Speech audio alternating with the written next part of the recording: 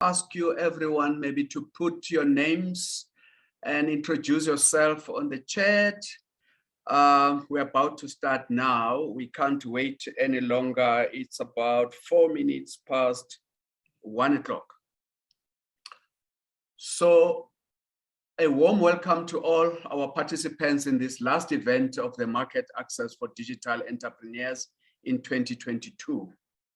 My name is Malembe Mtsweni. I'm the Acting Senior Manager Incubation within the Seda Technology Program, which is a division of Seda. Today's event is all about the potential of the fourth industrial revolution and how entrepreneurs can spot new opportunities in it. Before I tell you more about the exciting program today, I would like to acknowledge our partners and give you some background to the series of events. As you know, Seda funds over 120 odd incubators in South Africa. A lot of these are incubators that are helping accelerate the development of digital products and services. The Market Access for Digital Entrepreneurs series is extension of supporting the journey for digital entrepreneurs. The 10 events that have taken place so far since mid-2021 have been packed with case studies, insider advice, market info, business strategies, and practical tools. Would like to thank the EU, who has funded this project along with incubator support, as well as the EDSE, who has assisted organizing the events. We're talking about the 10 made events that have already taken place. This is the 11th one. Today's event is the result of the new collaboration with the University of Johannesburg Institute for Future of Knowledge. A warm welcome to the MADE initiative. So what can you look forward to in today's event? As we all know, in the last 2 decades, technology and information have combined to create innovation and new efficiencies worldwide. Experts argue that opportunities created by the knowledge economy are unique to each country, as they are steeped in each place's history, culture, environment, potential, and resources. Today, we are talking about how South African entrepreneurs position themselves to take advantage of the opportunities created by the knowledge economy within the era of the fourth industrial revolution. The first part will be from Professor Arthur Mutambara, who will talk about the boundaries, key drivers, and the growth areas of the knowledge economy in the fourth industrial revolution era, and the expanding knowledge of economy within the 4IR in Africa in particular. After that, Dr. Kaziboni will talk about where the opportunities are in the knowledge economy globally and on the African continent, new sectors and case studies. During the second part of the event, we will have a brief Q&A session after both presentations, and we'll go into the panel discussion on how entrepreneurs can take advantage and spot new opportunities in the digital economy.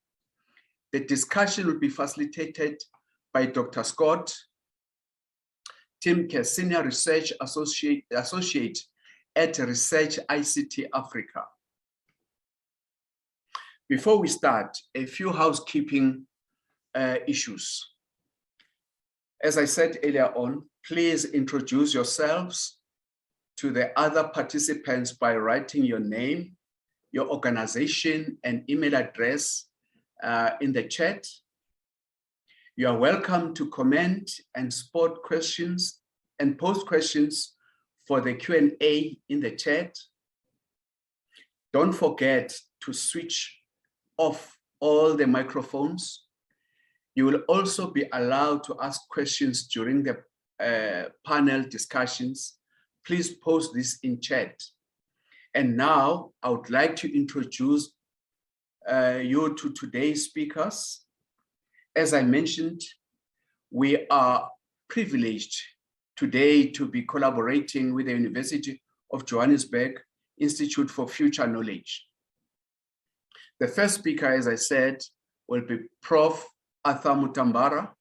Is a world-renowned roboticist, academic, author, and technology strategist. He has a PhD in robotics and mechatronics and an MSc in computer engineering, both from Oxford University, serves as executive director and full professor of the Institute for the Future of Knowledge at the UJ. Dr. Anthony Kaziboni is a head of research at the Institute for the Future of Knowledge at UJ. He researches social inequalities, the major problem we have in our country, policy and innovative technologies by empowering emerging and existing social entrepreneurs. Prof. Mutambara, can I ask you to put up your presentation and comments?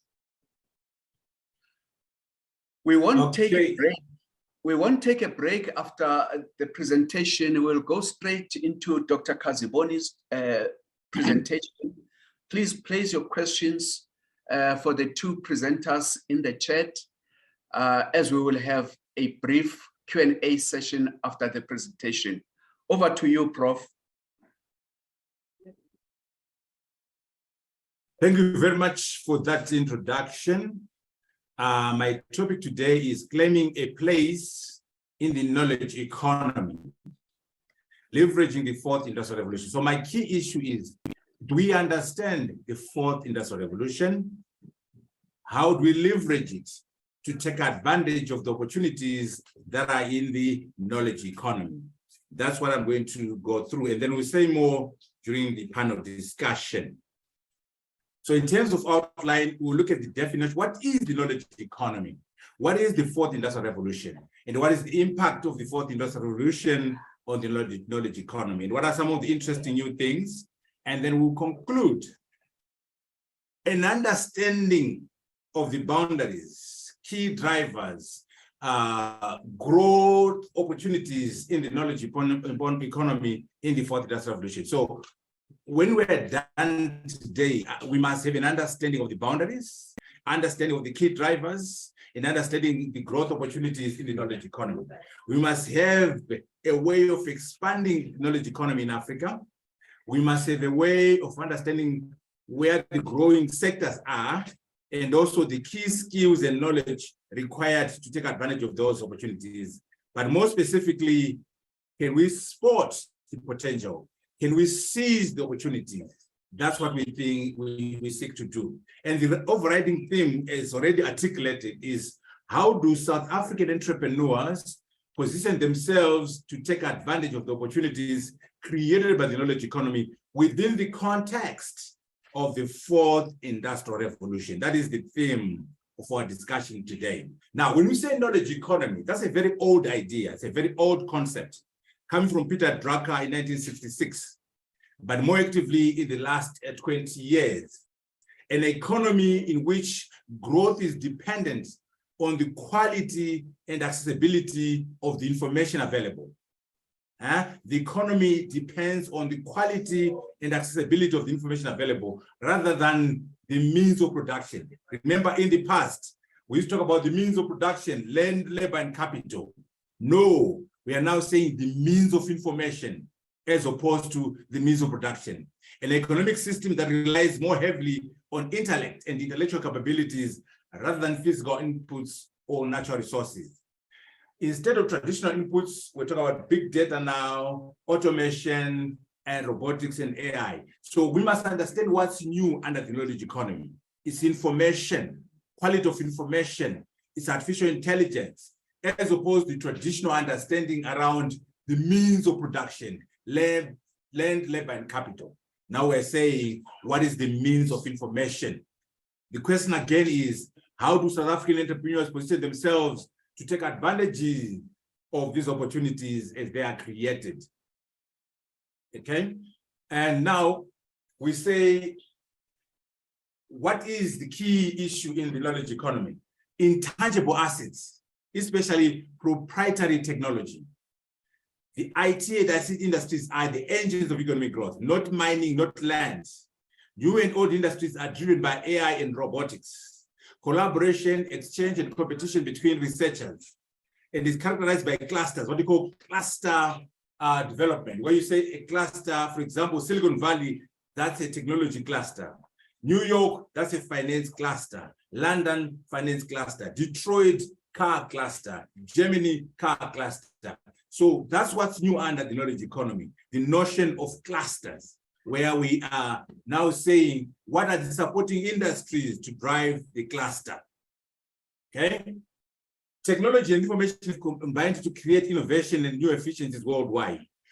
Opportunities created by the knowledge economy differ in each country, but there are lessons to be learned from country to country. 4AR technologies have become critical in fostering socioeconomic development in disadvantaged communities of the global south. Technology is an equalizer. Some people might say, oh, artificial intelligence, machine learning, these are technologies of the north. No, in fact, our poverty, our lack of infrastructure can be an opportunity to leapfrog. A good example is wireless telephony. When you say M-Pesa, banking on the phone, when you say EcoCash, banking on the phone, that's global best practice. There's nothing in Japan, nothing in America that is as good as M-Pesa. So if we look very carefully at some of these technologies, you find that there's an opportunity for us to leapfrog from where we are to the knowledge economy, the fourth industrial revolution. In terms of framework, this is what we seek to do.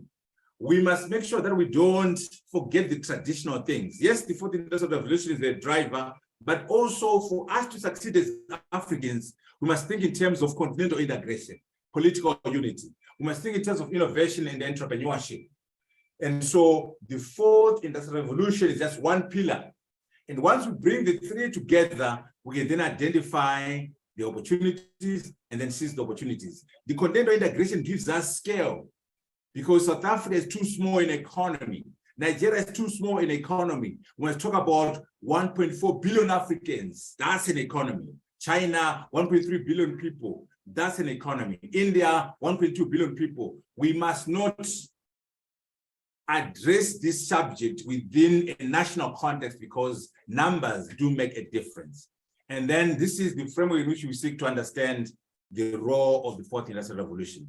And of course, we must have a vision, what we want in terms of the knowledge economy, which is being driven by the fourth industrial revolution. Once we are clear about that house on the top of the hill, which is our vision, then we must structure the strategy and then be very clear on implementation, prioritization, sequencing, implementation matrix, who's going to do what, and so on. We need to have a method to the madness of the fourth industrial revolution by having a vision of what we want and a strategy to take us where we want to go, but more importantly, clarity on how we're going to do it. Just briefly, let's make sure we define this thing that we call the fourth industrial revolution. What we mean by the fourth industrial revolution, we need to make sure we are clear on this subject. It's a global or embracing technology transformation which alters the way individuals, institutions, and communities operate. The scale and scope and speed is what makes it a revolution. It's impacting all disciplines, all economies, and all industries. It is redefining the very meaning of humanity. It is sweeping across industries, disrupting every industry. So which means whatever opportunities were existing in the knowledge economy, they're being disrupted by the fourth industrial revolution. They're being redefined by the fourth industrial revolution. Just for context, the first was water and steam. The second was electric power. The third was electronics and information technology. Now we are in the fourth industrial revolution, which builds on electronics and information technology. You can see that already under the third industrial revolution, there was a knowledge economy there.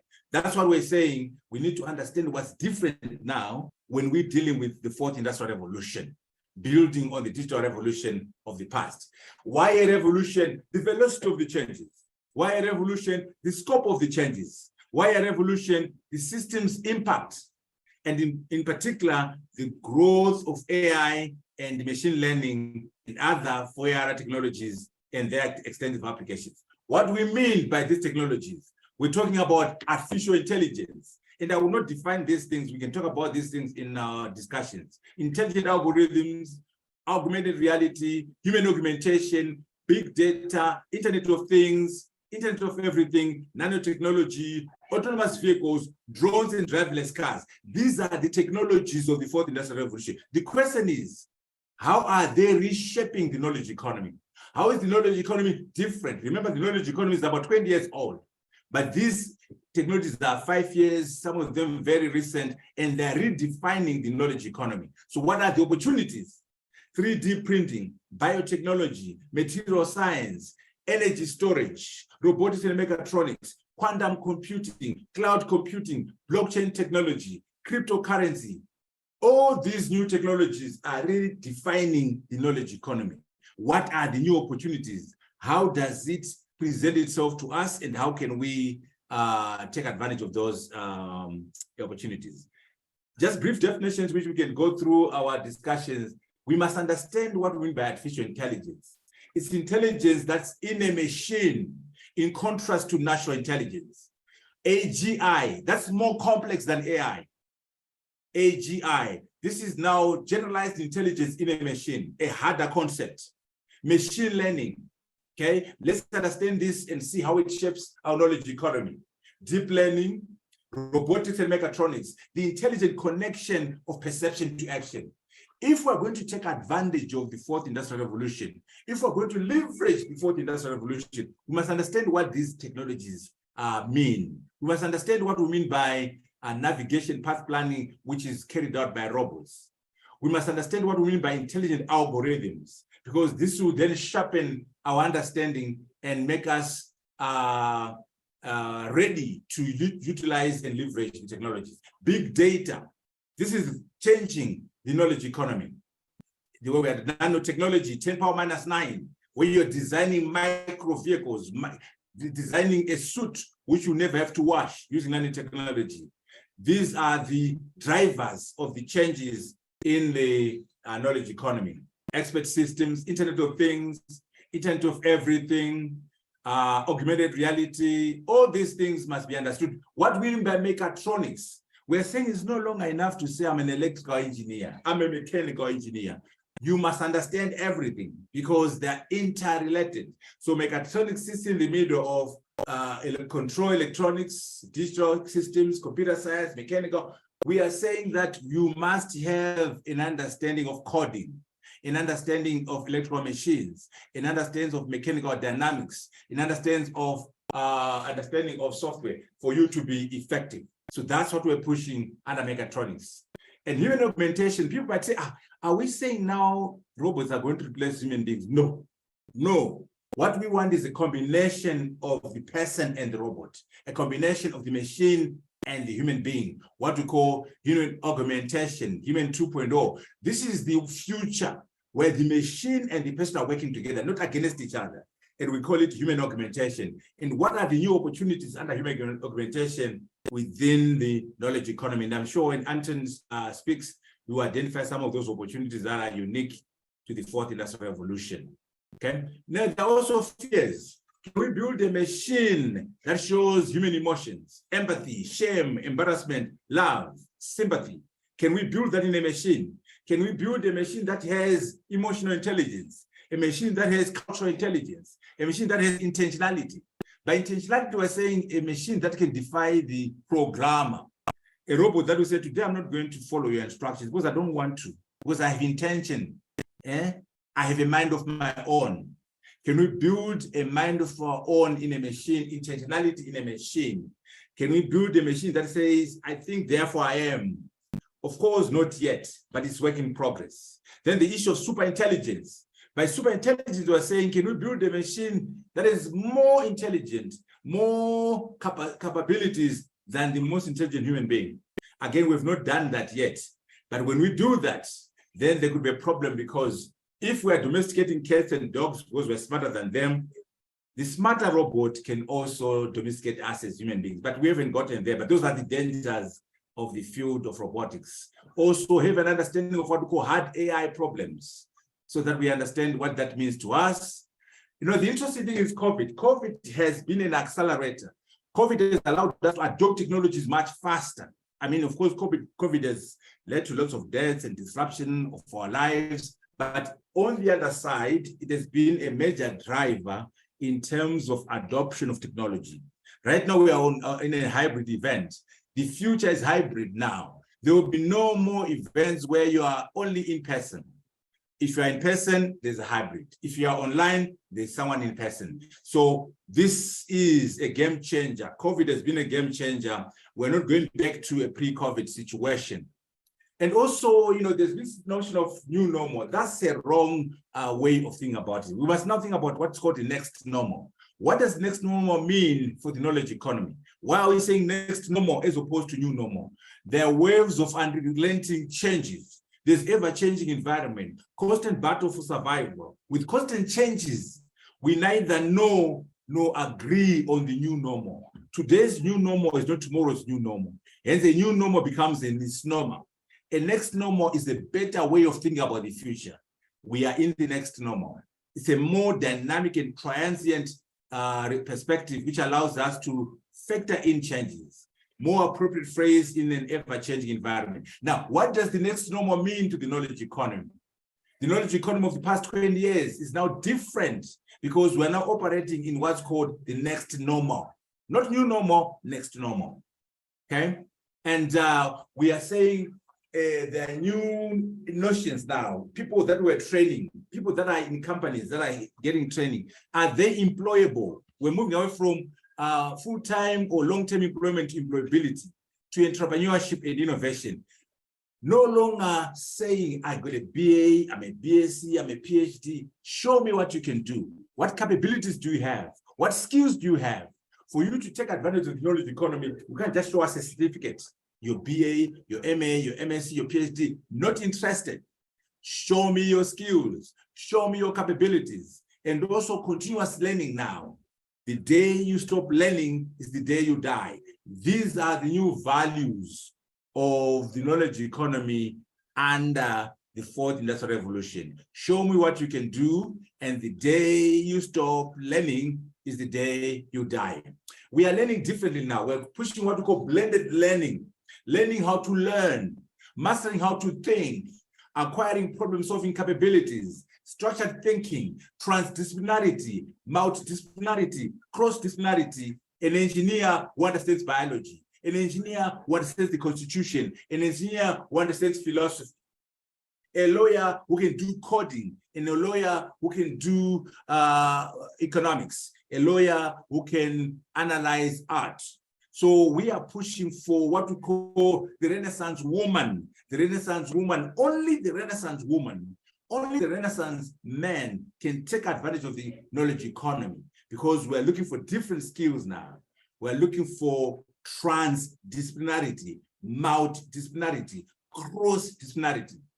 This is a new world which is being driven by the fourth industrial revolution in the knowledge economy. Your traditional engineer will not cut it.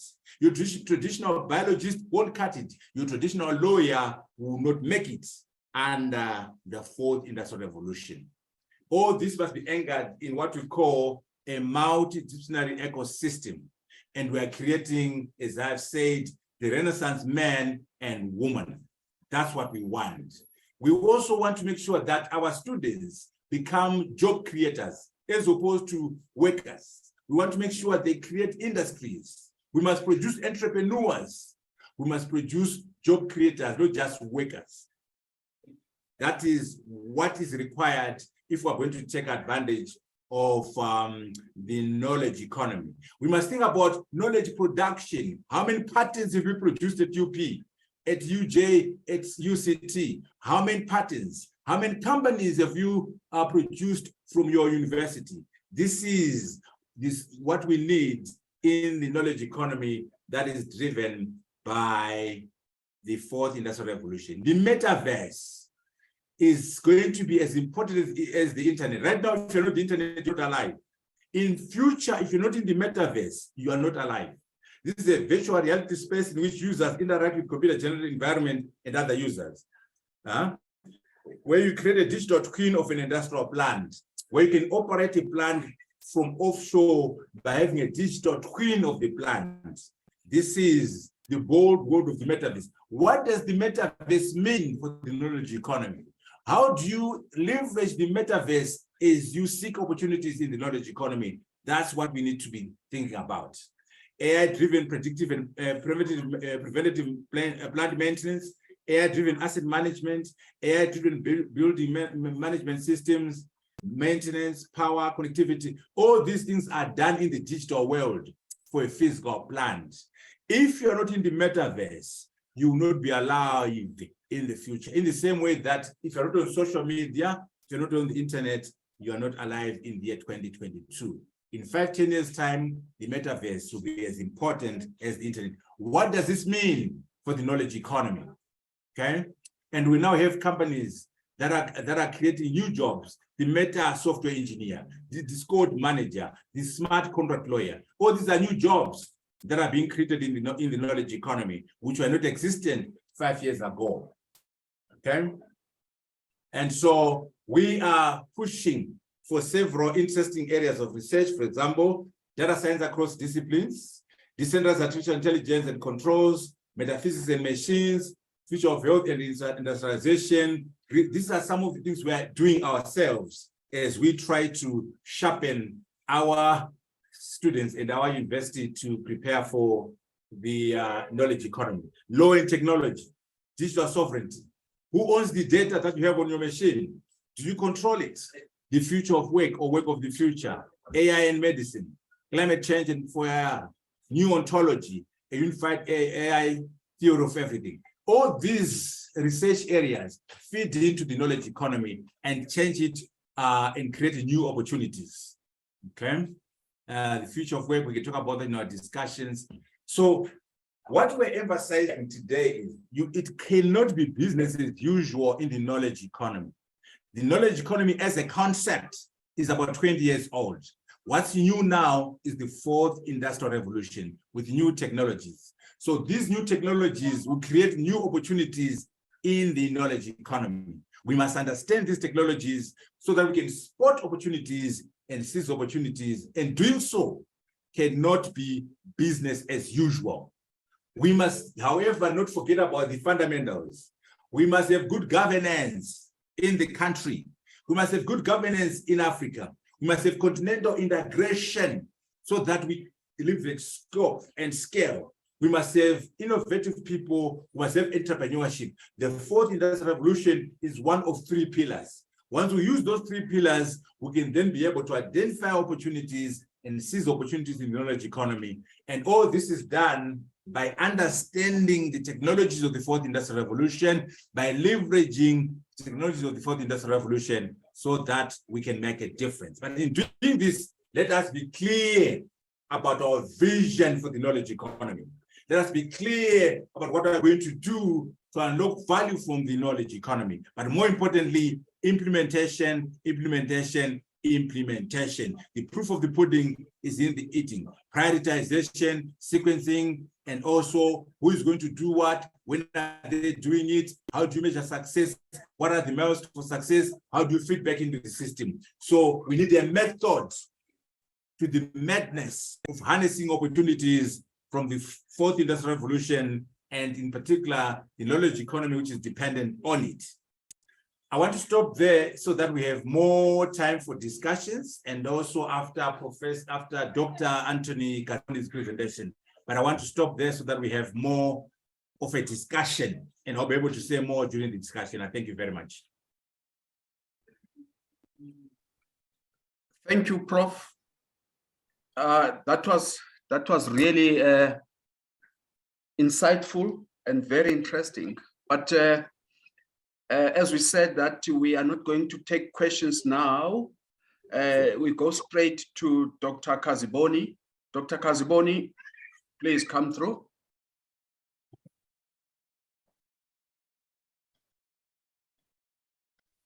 Thank you very much. Thank you very much. I'll just get my presentation up.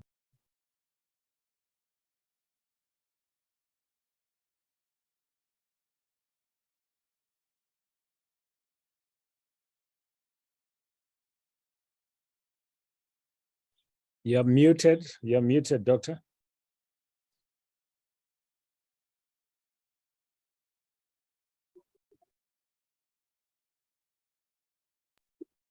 My apologies for that. I'm trying to work with two screens and it gets confusing. I hope you can see my slides. Are they visible? Not yet. Okay.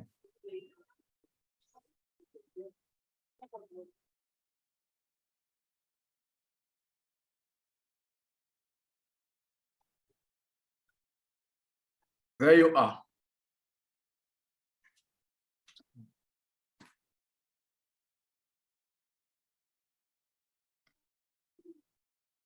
Okay, fantastic. I hope you can see them now clearly, blown up. My name is Anthony Kaziboni. I'm head of research at the Institute for the Future of Knowledge. I work very closely with Professor Mtamba. Prof, thank you so much for a refreshing presentation. You gave, I think, what I really liked the most, an overview of the kind of issues we'll be grappling with. To the audience, whom I believe are digital entrepreneurs, please mark the number 60. 60% of South Africa's youth are unemployed. South Africa has a Gini coefficient, which is above 60, makes it very high, and it's the most unequal country in the world. And Joburg as a city is the most unequal city in the whole world. More than 60% of the population, close to 60% of the population lives in poverty. So 60 is an important figure. And 60 is why we're having this discussion around the knowledge economy and the youth innovation and how to leverage that opportunity.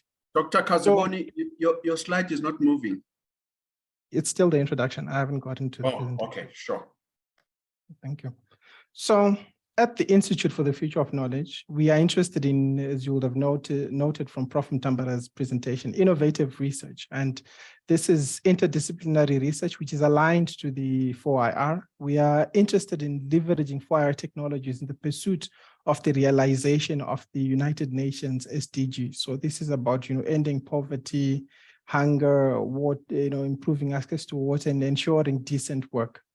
In this session, we are saying, let's open up a conversation regarding how to not only identify opportunities, but to create opportunities in the knowledge economy within the context of the fourth industrial revolution. Our technologies can catapult innovation and entrepreneurship, thereby addressing some of these issues I've raised: unemployment, inequality, as well as poverty. And as South Africa it's an advanced country, and for our innovation and entrepreneurship, again, can address the challenges that particularly the youth are facing. So where are the opportunities? Who are digital entrepreneurs? I'm talking to you, Max, from the Eastern Cape. I'm talking to you, Tlokwe, Monde Daniel. I'm talking to you. I'm talking to you, Odette and Amos. So this is someone who's trying to find a way to create, sell, or deliver products or services using digital technologies. This is somebody who's looking to harnessing the reach and the power of the internet in order to offer products and services. The digital entrepreneurship-based businesses rely on two important aspects: IT and the knowledge of conventional business. These two are intricately linked. What we will discuss today are, how to identify opportunities, but it lies on the entrepreneur to capacitate and equip themselves with the necessary skills in the end to see an opportunity when it is before them. There are generally two broad categories of digital entrepreneurs: research-based entrepreneurs that commercializes original technological discoveries, as well as imitative entrepreneurs that develop present markets by assembling available organizational resources. So in the end, the digital economy is suffering, as digital entrepreneurs are intensifying rivalry. So if we are not prepared enough, we end up scuffling for the few opportunities that are there. But we need digital entrepreneurs who are extremely vigilant, who are extremely skilled, who understand the 4IR landscape in order to maximize and create opportunities for themselves. So the internet is extremely important. The internet is extremely important. I cannot overemphasize this. South Africa's internet quality remains the best on the continent. And this is according to one study. And the country is ranked 66 out of 117 countries, showing that there is, to an extent, a broader coverage. Looking at the figure themselves, about 40 million people in South Africa are active internet users. So for digital entrepreneurs, this may seem like a lot. However, there is still a significant digital divide in the country. And there are extensive efforts to ensure that the general populace can get access to the internet. Prof. Mtambara has given an overview of the kind of technologies we'll be talking about: AI, machine learning, deep learning, Internet of Things, big data, blockchain, robotics, 3D, 4D printing, and how these are extremely important in creating opportunities and maximizing opportunities for digital entrepreneurs. Host, I kindly ask that you please mute. There is somebody who keeps interjecting and it's interfering. I hear them quite loudly. So for our linked technologies such as AI and machine learning, Internet of Things and big data, all of this, there are also disruptive technologies that are transforming societies. The fourth industrial revolution is characterized by fusion of the digital, the biological, and the physical worlds. And the changes that are anticipated are profound, they're astronomical. And the mastery of ICT applications and tools can significantly, propel an entrepreneur in the right direction. And as noted, the fourth industrial revolution is uniquely different from the other ones. So the financial sector is important. Again, reflecting on the country in which we are, it's expensive to have a bank account. It's difficult to have a bank account. FICA documents are required. You regularly need to update them. And as a digital entrepreneur, it's important for you to identify options and opportunities that you can leverage your businesses. What are these? Lessons from Kenya. African entrepreneurs, they use M-Pesa. M-Pesa has been available since 2007. Prof. Mtambara referred to EcoCash that's used in Zimbabwe, where people can send money to one another without the need of having a bank account. South Africa is not lagging behind as well. There are others here. Ukeshe is there, that's used here. Spot is there, and there's also Telkom Pay. Mkuru is a different one because the user can send money across and transact across a number of different countries. So these are, from the onset, opportunities that which mobile payment platforms are already opening up for people who are digital entrepreneurs. I'm in education and I have a passion for education. So this is Baiju. He's from India. He's a billionaire. He has an app that he has used, that he developed and created with a colleague. And this world-class educational app is considered top end, with regarding, regarding tutorials, teaching, and education. And as you'll note here, there are more than 100 million downloads. It's got over 115 million registered students. So whilst he says here, how we make millions fall in love with learning, I would rephrase it and say how we, referring to him, make billions by making people fall in love with education, because he has an insight. He knows what people want. He has managed to leverage technology and ensure that education is at the tips, is on the fingertips. So AI, machine learning, deep learning, here are some of the companies that we know that started from garages. Apple, Google, Hewlett-Packard, Amazon, Microsoft. So these startups, I'm talking to somebody as I'm here, I'm talking to somebody, a digital entrepreneur who's going to identify an opportunity and create something so spectacular. So it is possible. So what also happens with these is that the advent of the fourth industrial revolution and technologies linked to the ones I've just mentioned now has further propelled these companies. The adoption of smarter technology for small businesses can like AI can launch them.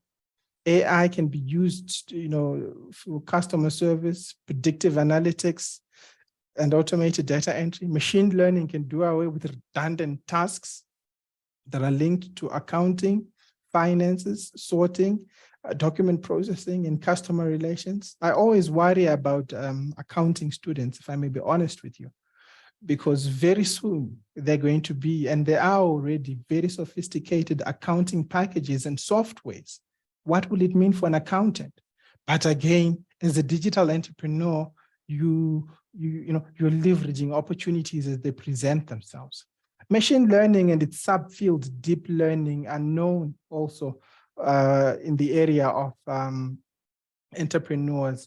And these, propel major breakthroughs in research fields.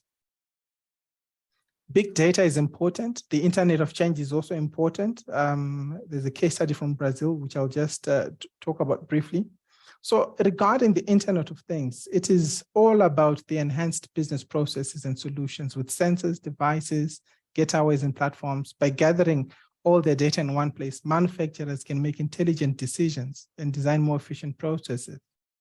So by definition, one would say, IoT is the analysis of data gathered from connected devices. So these are just devices linked, and then you draw data from there, and you can, infer that data and make very informed decisions. So data can be used to support entrepreneurship in three main ways. To discover startups, that's how you identify where the niche is. That's how you identify a business. To create solutions within a startup if you encounter a problem, as well as to support startups. So in Brazil, in the city of Sao Paulo, there's a program called PitchGov, in which the government partners with small startups, and they may be granted to government data so that they can co-build proposals and partnerships with the government. As you're well aware, the country is experiencing a lot of problems, a lot of challenges. One sure way of dealing with corruption is blockchain technology. So I challenge somebody amongst you, to think of how we can work with the government so that we can roll out, and we can create and work out a feasible form of blockchain technology. Again, it's dependent on buy-in from government. So in the Brazilian case, out of 558 startups that applied to the program, that was in 2017, 22 are already working with government to test solutions. And these are solutions in very critical sectors such as healthcare, education, and housing. And again, if you can actually mirror Brazil and South Africa, we have the same kind of challenges. Inequality is high, crime is high, and there's socioeconomic strife in both countries. The blockchain technology that I've just mentioned earlier, it creates a transparent and democratic way to capture exchanges and records, and as well as build applications.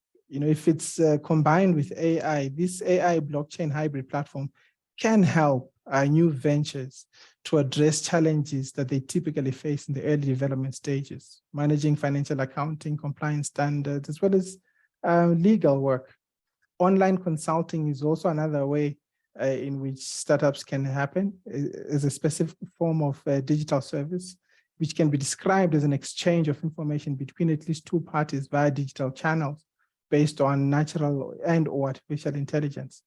Blockchains can also, open an avenue where people can also deal with cryptocurrencies like Bitcoins, as blockchains might provide a new payment options for digital products and services.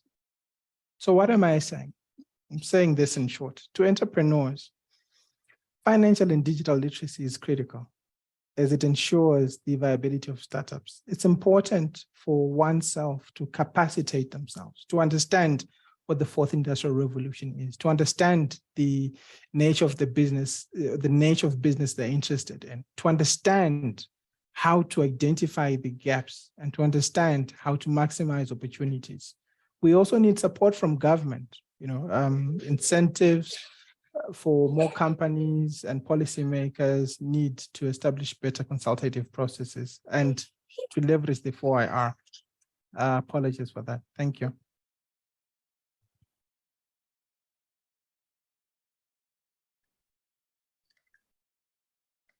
Thank you very much, Dr. Kaziboni, and also a big thank you to Prof. Mutambara. Now I think we are entering the time for questions, as the information that has been given, I think it's really will elicit a lot of questions. I think one of the things that Prof. Mutambara mentioned was the AGI. Many people, I think, are quite familiar with AI, but AGI is a new concept, and learning how to learn. It's very interesting coming from a prof, trying to really unpack this in the digital world to say, how do we learn how to learn? And also mastering how to think. After learning how to think, then you master how to think. Maybe before we open up, maybe if Prof can just come up and just give a short outline, then I'll give it to Dr. Scott. Yeah. Because of the complexity of the issues involved in the fourth industrial revolution, you got to continuously learn. If you're going to continuously learn, you must learn how to learn. You also need problem-solving skills. You need to be able to think, to master how to think, so you can create solutions. So it's a very brave world where it can't be business as usual. You can't memorize and can't have traditional education. We need to revisit the way we teach. We need to revisit the way we learn. Otherwise, we won't be able to leverage the knowledge economy effectively. Thank you, Prof. Thank you, Prof. Can we have a few questions from the participants? You can raise your hand.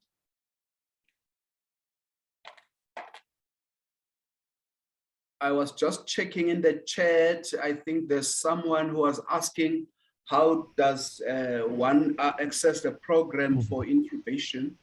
I think I responded to that. Okay, there's a question from JL. JL, you can come through. I think you can unmute.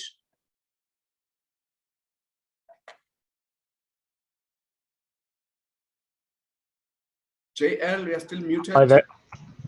Can everybody hear me? Yes, we can hear you. Yeah, thanks for unmuting me. So I have a question for Archer, Dr. Archer. Thanks for the presentation. That was quite good and some valuable information there. I'm Joseph from Cape Town, working into the AI space. AI is pretty much my field of expertise, with computer vision to be specific. So I had a question. You spoke about, show me your skills in one of your slides, right? Are you able to hear me? So you spoke about show me your skills in one of your slides. That, skills is more variable than a simple certificate. But I definitely agree with that on you. But then what is South Africa doing about it? The government and labor law still requires people to have degrees. There's a lot of qualified folks out there, but then, a degree is such a, I feel like it's quite an archaic way of evaluating a person's expertise. Many people, especially in the tech field. So there are people that are very, I mean, very proficient in what they do, but then they wouldn't be able to apply because the company would require them to have either masters and whatsoever. So what's your take on that? Sorry, you're muted.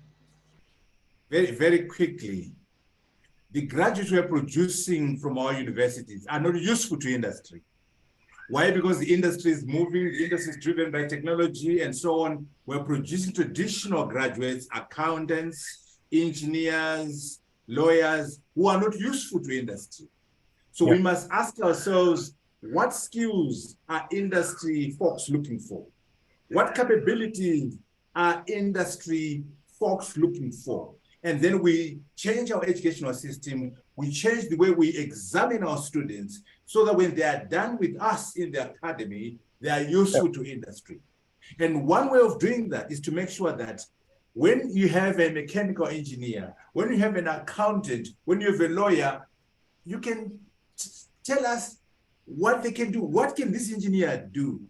Does this engineer, can they design a drone? Can they build a robot? What can they do so that they are useful to the industries that are in this world? So basically, South Africa must look at the educational system and change it. And not only change it once, continuously changing it so that it's in keeping to the changes in the economy, the changes in the knowledge economy, the changes in the industry. So we need to continuously change. Sorry, Prof. I think you went on mute. Yeah, I think you get muted, Prof. Okay. Okay, sorry about that. So once you have built a drone or you've built a driverless car, can you use it in South Africa? The law doesn't exist. The law in South Africa is about a human being driving a car. So the law itself must keep up with the technology and continuously move. But right now, the law is very conservative, and hence the law is lagging technology. So education is lagging technology. So that's why we need to really think about capabilities and skills. Yes to the degree, yes to the master's, but let us be very clear in terms of what skills we're giving our products. What capabilities are we giving our products? And are they useful to the demands of industry, to the demands of the fourth industrial revolution? Yeah. Yes, maybe a quick second question, Malembe, may I? Yeah, you may. Yes. So my follow-up question is more like following about, I mean, a bit of what you just mentioned now. For example, you speak about mechatronics, right? Mechatronics, pretty much the robotics field. I see that in South Africa, we producing a lot of student graduates, but the market does not have a demand for that specific field. All the mechatronics folks that I know in the past, they all ended up in heavy current with ESCOM, or some are software engineers unrelated to what they study. So, I mean, we can speak about how technology is advancing and all these new innovation and for IR, but as long as the government itself, the system in South Africa does not move along, well, we pretty much never see that point. We'll have a lot of these talks, but then at what point do we see government and technology merging together? That's You're why, very like, correct. We need what we call an ecosystem approach. I've gotten you. We need an ecosystem approach where everybody is on board. The policymakers, industry, the academy, the students, all of us must work together in this new way. In particular, the government, because the government creates policy. The government creates framework. So it's important that the government is on board in addition to industry and the academy. Now, the mechatronics, don't start by training mechatronics. Who told you we need mechatronics? Go to industry. Ask them what they want. If they tell you the skills and capabilities that they want, then your product will be useful. But if you start with a fancy program, call it mechatronics, and you produce mechatronic engineers who are irrelevant, that's the wrong sequencing. So start with the needs of industry and then sharpen and train your program to achieve the requirements and demands of industry. Yes, the government is very critical because they're the policymakers for everything. Thank you, Prof. And thank you, JL. I think Prof has summed it up. Start by identifying the need, then come with a solution. Any other question?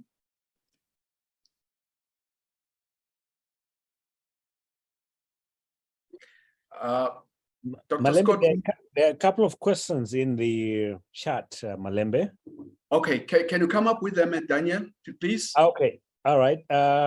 Yes, there is a question from Martin. So Martin is saying that quite often we talk about entrepreneurs, they have great ideas, but they've not paid enough attention to the market needs. So do you also agree that having a commercially viable product or service needs to start with identifying the real market need or problem? That way, then you have a product that fits to the market. I can take that. Yep. All right. I think the question came from Martin. Yep.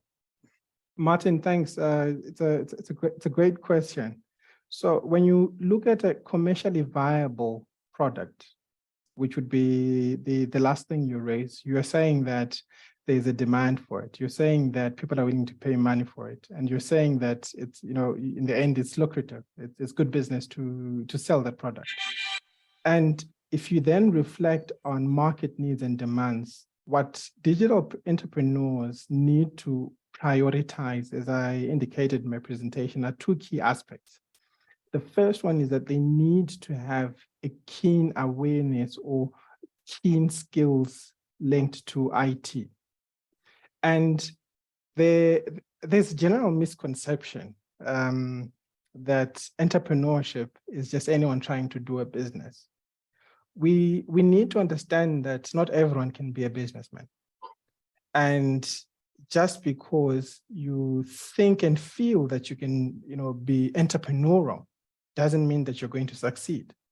So there is conventional basic business knowledge that one needs.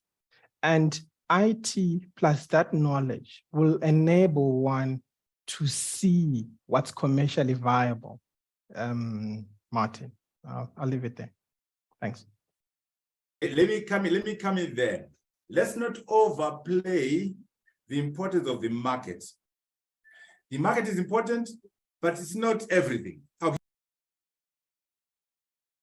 Prof, you're muted. You're muted. When we said, let's not overplay the role of the market. When we're using horses for transport, if you went and asked the people, what do you want us to do for you to move from point A to point B? They will say, give us a faster horse.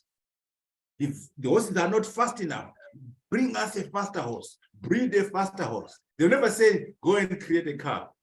So sometimes you create a product and the product will create a market on its own. If we go back 10 years ago and ask people, what do you want to communicate and share information? No one's going to say, give us WhatsApp, give us Twitter, give us Facebook, because they don't know. So this notion of the market is king is okay, but sometimes the market needs some insights. And sometimes when you build a product which is brand new, to create its own market. So yes to the market and understanding the market, but also let us be creative. Once you have a new product, like the metaverse, you find that you say, I can't live without the metaverse.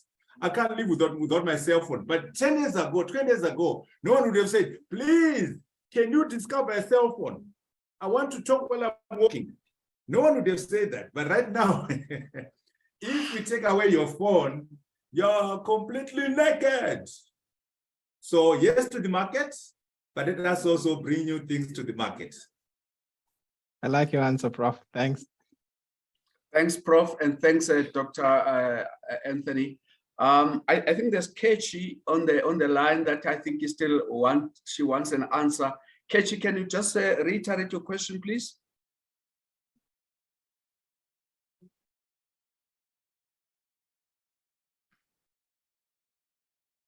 Can they raise a hand so we know who they are? Kechi, Malembe, yes, they can raise their hand. so if they raise their hand, then we'll be able to assist them to unmute.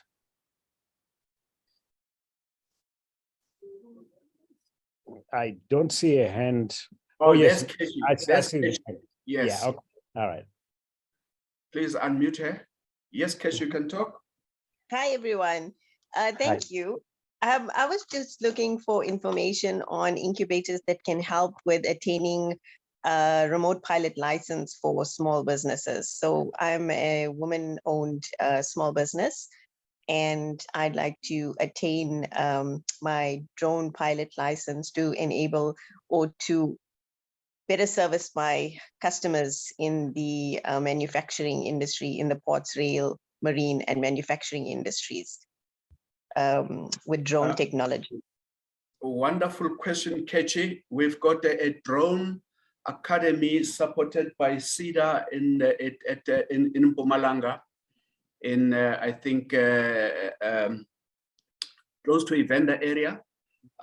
We can give you the addresses. You can. I'll put my name on the chat, but I think I've given already my name on the chat. You can contact me. I will link you with that 4IR incubator, which is a drone academy, and it's also doing licensing. Thank you so much, Melinda. Thanks, Kechi. Thank you very much. Then I've got other questions on the chat. Somebody is asking, with Seda being a developmental agency, how does it support entrepreneurs to new entrepreneurial opportunities linked to 4IR? Seda is supporting quite a number of 4IR incubators or digital hubs. It depends in which area are you in the 4IR, whether you're in the gaming, whether you're in robotics, whether you are in drones, whether in gaming. You just need to explain to that, then we will be able to direct you to a relevant digital hub where you can also be assisted and become an incubatee. You'll receive all the support you need in terms of 4IR, because as Prof has said, and also Anthony has mentioned, that 4IR is very broad. 4IR is very broad. If you just say 4IR, you are talking about many, many things.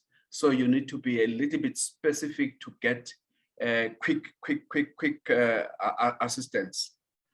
Another question also on the chat, it was saying, does Seda support platform entrepreneurs doing training around technology solutions?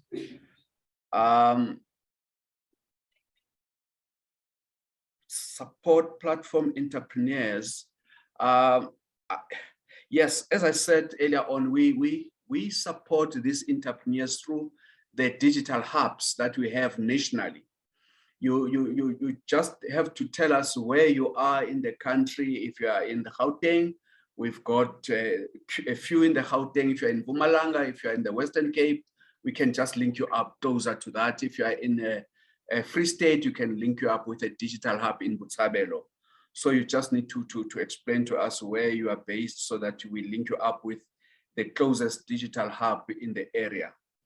The third one, does Seda support innovative business whom are developing digital solutions, including 4IR related solutions? Absolutely. Seda supports all entrepreneurs, irrespective of their field of expertise, irrespective of the sector. We support all SMMEs without any exception. Thank you very much. Let me see if we still have got other. You can also raise up your hand. Otherwise, I'll ask Dr. Scott to come in. Dr. Scott, are you ready? Yes, no, more than happy to jump in over here. Jump in, Dr. Scott. So let me just give a quick introduction to myself. My name is Dr. Scott Timke, and once upon a time, I used to be an academic at the University of the West Indies as an assistant professor there. And the type of work I do is around the sociology of business, trying to understand markets and marketplaces and how these are designed. Right now, I am a policy analyst looking at platform governance at Research ICT Africa. We're based in the Workshop 17 Tech Hub down in Cape Town. So if any one of you are around this cluster, please come talk to me. I'm one of these guys that does the policy influencing work to try create the regulatory space so that you guys can create robust, durable businesses. One of the things that we're going to do here today is I'm going to ask our fantastic speakers some probing questions, and then also please fill in some questions in the chat. The questions in the chat I will then convey to our panelists. And remember, they are experts in the area.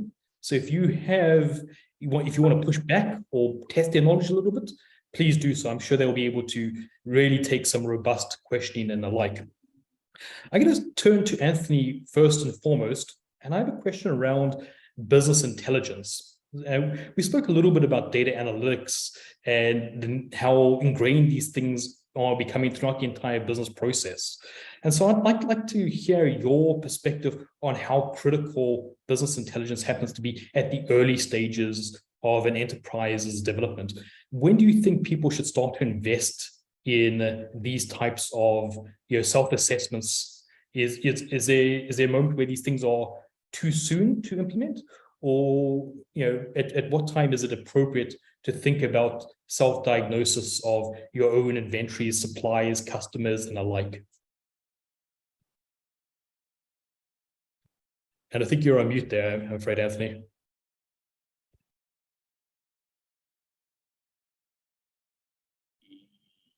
Thanks, Scott. We share something. I'm also a sociologist by training.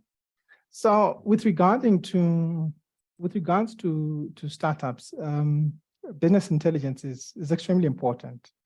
One needs to understand, procedures, infrastructure, and it's infrastructure that collects, stores, and analyzes data for better informed decision making.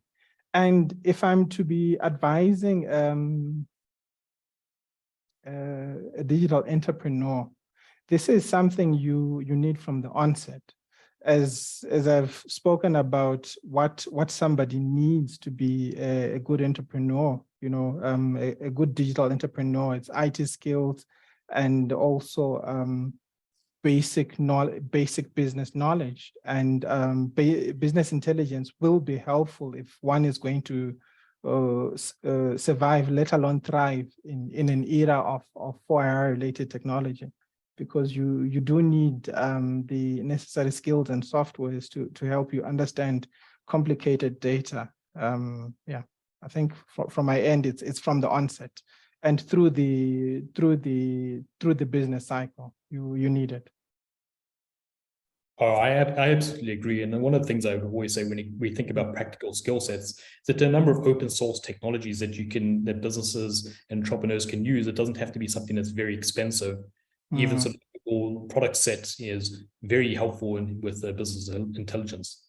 Sort of, I want to turn now and Prof, I want to probe you a little bit. One of the things I really liked in your talk was thinking, extra nationally. We think about, going beyond borders. We think about, the ability for data to move across borders fairly easily. I mean, there are questions around jurisdictions and data sovereignty, and these things are still being worked out. But the one thing that I think you're prompting us to do is think beyond South Africa. We may be entrepreneurs based in Johannesburg or Pretoria or Cape Town or Bloemfontein or where we were based, but our customers are across the continent. And so with that in mind, I would like you to maybe sort of speculate a little bit, maybe paint us a vision of how the African Continental Free Trade Agreement will be able to really create opportunities for some young, vibrant, excited entrepreneurs. Do you have any thoughts about how we can maximize this opportunity?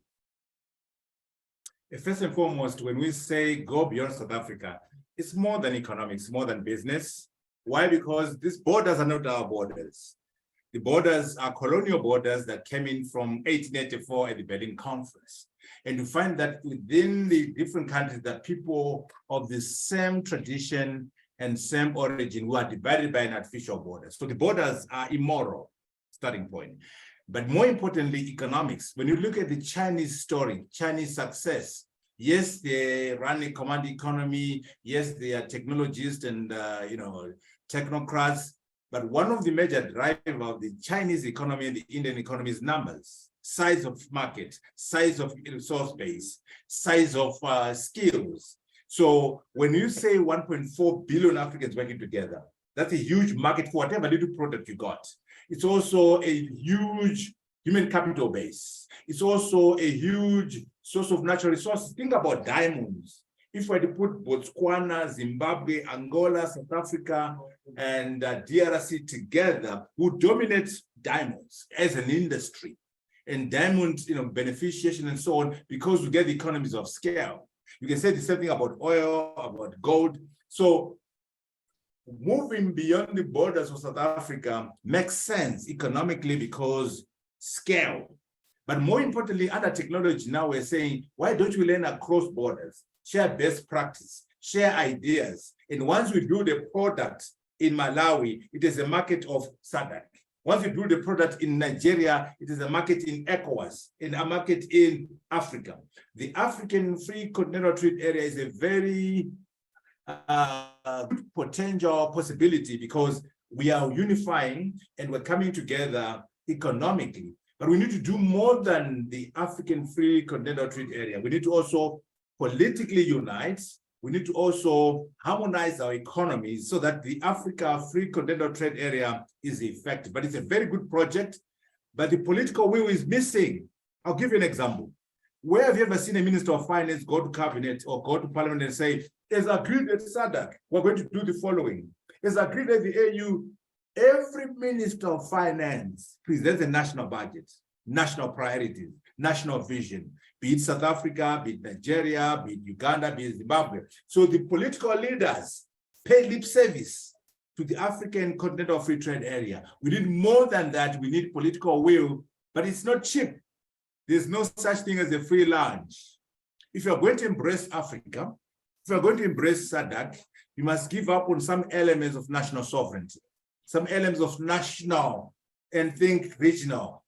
Give up national and think continental. You must be able to say, I'm an African first, a citizen of SADC second, South African third. I'm not sure how many South Africans are prepared to put them number 3, but that's what you have to do if you're going to be effective in terms of unlocking technology in a regional way, technology in a continental way, and have economies of scale, and have best practices across the continent. So, Prof, that's something that I think is a wonderful sort of sentiment. We need to have visions not only politically and in the business sense in our personal lives about what can be transformed. I think it sort of harkens back to some of the points that you made in your talk, where even if you were saying like not foster horses, an entirely new product line, one has to have an imaginative capacity to envision oneself in a different place. There's a kind of African cosmopolitanism there that I think sort of we as South Africans, we need to definitely try double down on. That's something I think, at least from the from this perspective in Cape Town, we're not as good at that we should be. Anthony? And also, let's emphasize, it's not charity. When you go regional, when you go continental, it's not charity. You make more money. You have better business if you think beyond South Africa. So we don't want to preach it like we must unite, because it's not a nice to have. It's business. MTN makes money in Nigeria, more money in Nigeria than in South Africa. So expanding to Nigeria is good business for MTN, but it's also good for the other thing. So for the entrepreneur in the house, we are not asking you to be a do-gooder. We're asking you to unlock economies of scale across the continent. We're asking you to do well by doing good.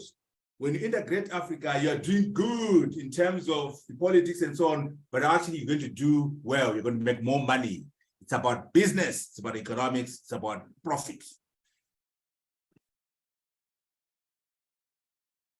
Anthony, I want to pivot to you, and I want to pick up upon something that you alluded to in your talk, which is about questions of education and numeracy and statistical literacy. If we had to think about some core skills that we need in order to spot opportunities, because that's one of the key elements of the session, is to spot opportunities. If an entrepreneur is lacking in statistical literacy or financial literacy, they can certainly go purchase and rent an accountant. They can go employ an accountant. But to what extent do you think that they themselves need to have these skills so that they can ensure that the products that they have good oversight capacity? I mean, I think if we're thinking about core skills, you talk about digital literacy, and would you say that financial literacy is part of that skill set that one needs to have? Indeed so. One needs not advanced, but basic financial literacy. One needs to be able to see whether or not they're making a profit or a loss. One needs to be able to understand the books that are provided to, that they receive from their accountant or from their auditor. One needs to understand that. So it's indeed it is important to get basic understanding of business statistics. It's very important. You need it for your business to survive. And again, if it's going to thrive, you need it. And I suppose that underscores your point. There's no bridge to that, Scott. There's no bridge to that. As an entrepreneur, you need financial literacy. You need entrepreneurial skills. You need to understand technology. Yeah. It's a question of the extent to which you master the skills, but you can't survive effectively as an entrepreneur without financial literacy, without entrepreneurial skills, without technology knowledge. This is why when we teach, we must make sure in our different courses, we empower every student with financial literacy.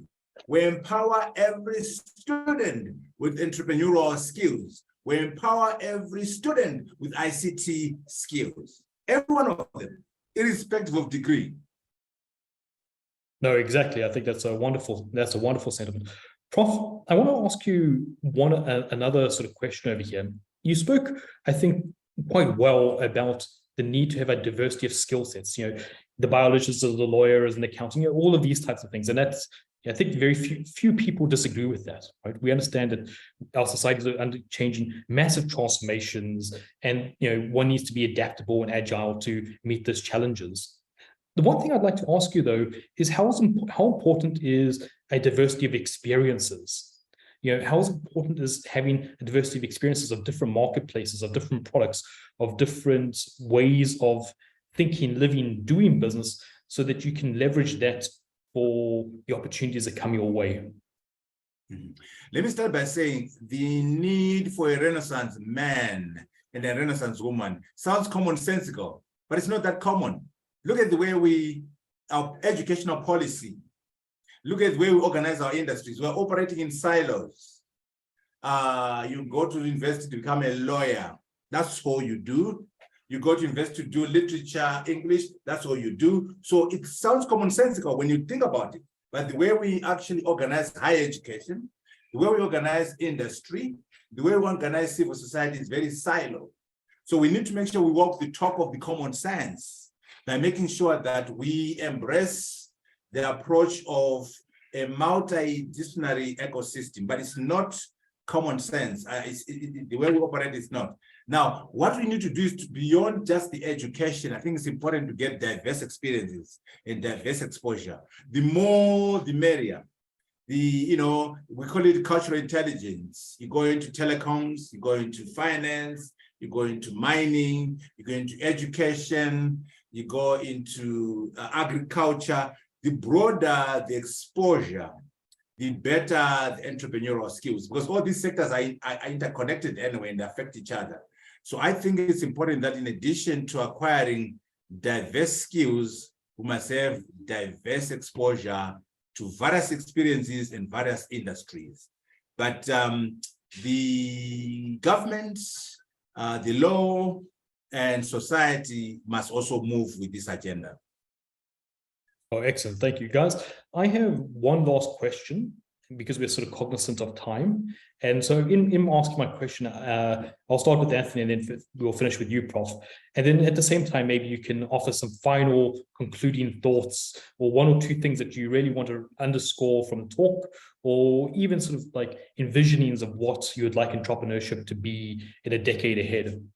And so my question involves waves of disruption. We've seen waves of disruption, new products, new services, new ways of doing business, rechanging the landscape, right? Yeah, I think Prof, you used the example of the cell phone changing the way that we conduct both everyday life and business. You know, now everything, well, not everything, but most things are done via apps, and these things are at our fingertips. One of the things that entrepreneurs do, how vital is it for entrepreneurs to think not only necessarily about products and not only about trying to create markets, but also trying to create marketplaces? Anthony spoke very well about trying to create the market. You know, you create the product and then you bring people to it. You revolutionize the landscape. How important is also creating marketplaces so that entrepreneurs can come and find like-minded people to trade with? And so the question I have for you is, how good is South Africa at the moment in building marketplaces? And how can digital entrepreneurs help to build marketplaces that are robust, resilient, sustainable, and sort of future-proof to the extent that we recognize that there's a lot of disruption around us? Thank you. Let me go first then and also give my concluding remarks. I think the starting point for the entrepreneur is to say, what worked yesterday won't work today. What's working today won't work tomorrow. If you keep that in mind, you go very far. Secondly, continuous education.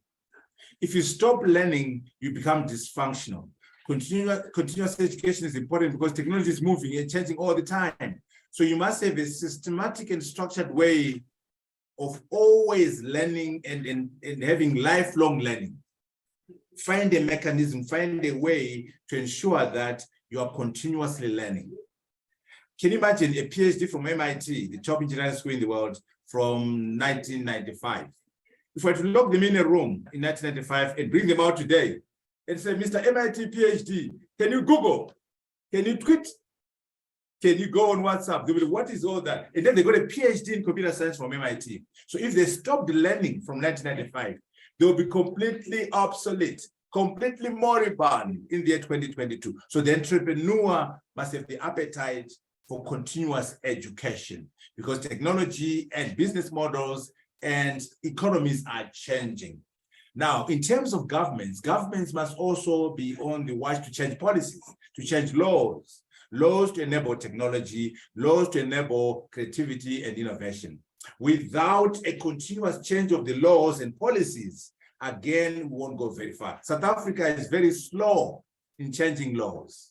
South Africa is very lethargic, but it's expected of governments. It's expected of law and lawyers. Law is very conservative by definition, but a conservative law system does not promote entrepreneurship, does not promote the knowledge economy. So it's important that we have what we call an ecosystem approach. The government is playing its role, the academy is playing its role, industry is playing its role. But all these things must be understood between the context of traditional issues.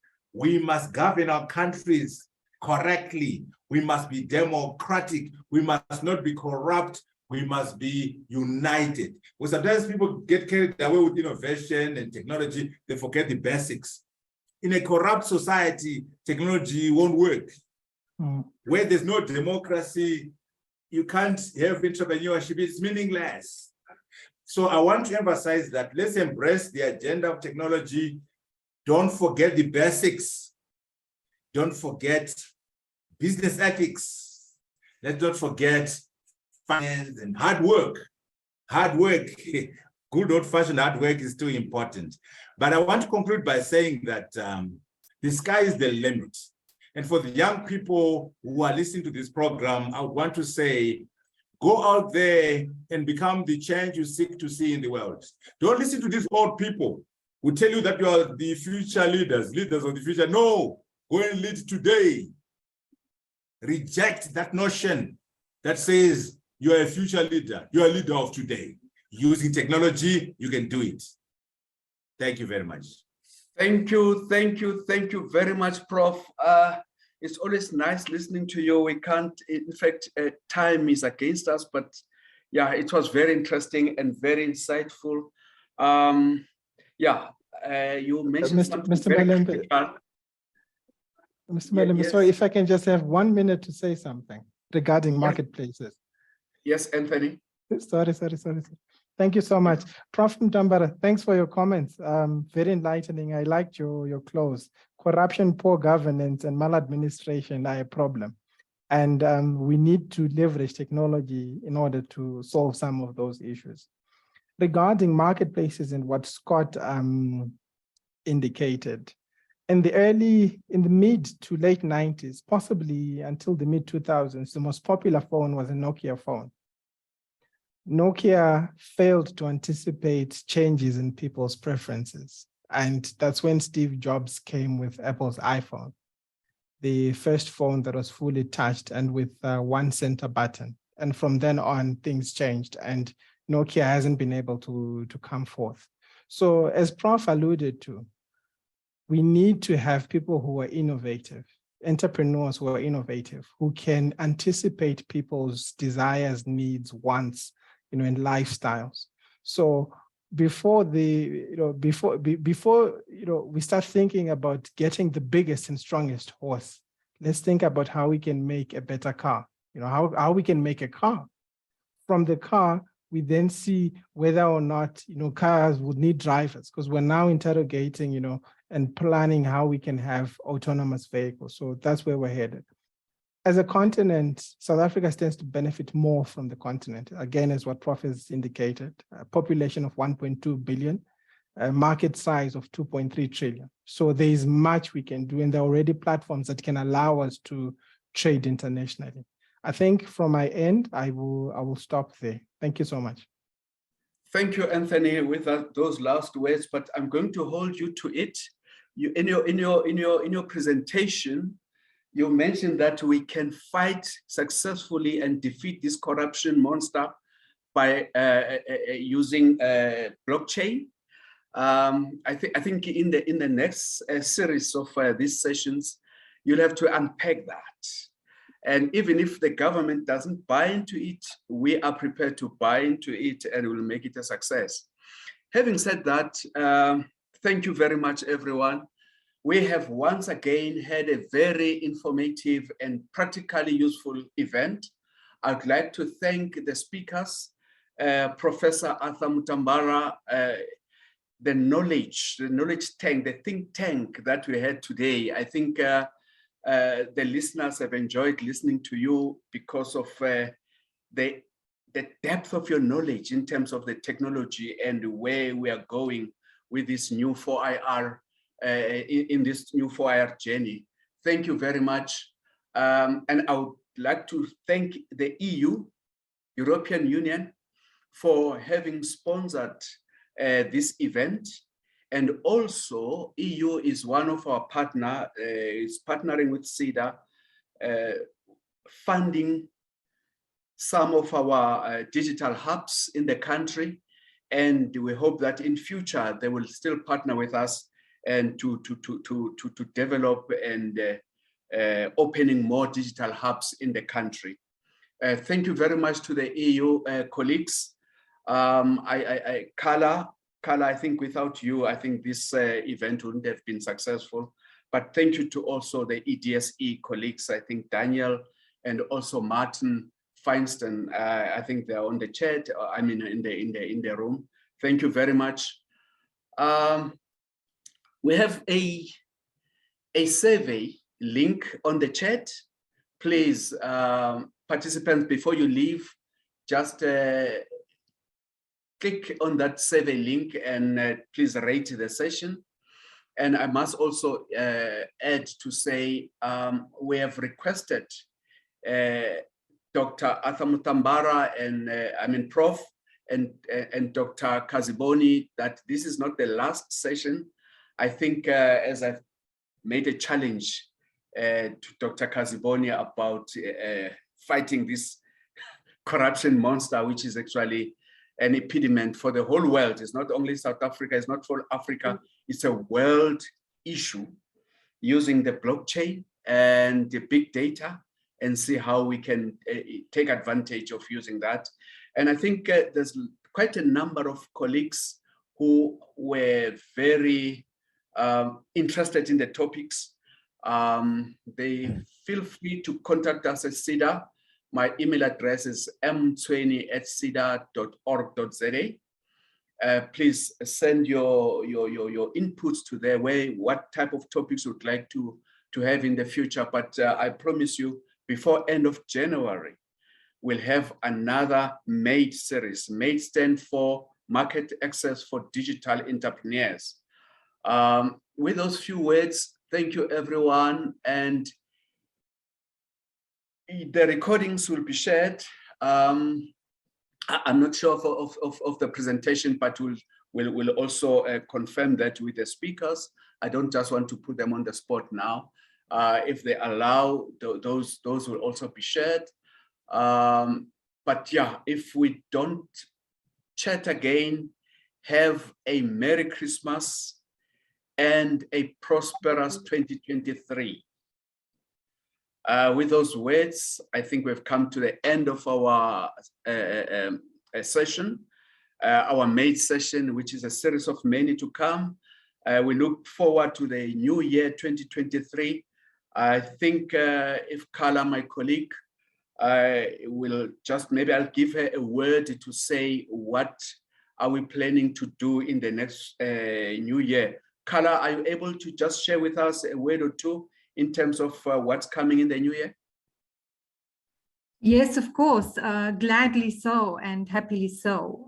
We will have the first event on the 26th of January, and our debut for the new year is going to be on market research that is affordable. It will help everybody with a how-to guide on market research. Then we have planned session on e-mobility 2 weeks afterwards. Big tech support for new businesses or for small businesses is another session we've planned, and then probably some sessions on metaverse, augmented reality and virtual reality. So we can't wait to see you next year. Thank you very much. And once again, thank you, Prof, for your time, and everyone. Thank you, Daniel Chiwandamara. Thank you, EDSE, and my colleagues from Seda. Thank you. And with those words, adios. Thank you so much, Malembe, for great facilitation. I think it was a wonderful event. Well done. My pleasure, sir. Okay. Thank you, everyone. Thank you.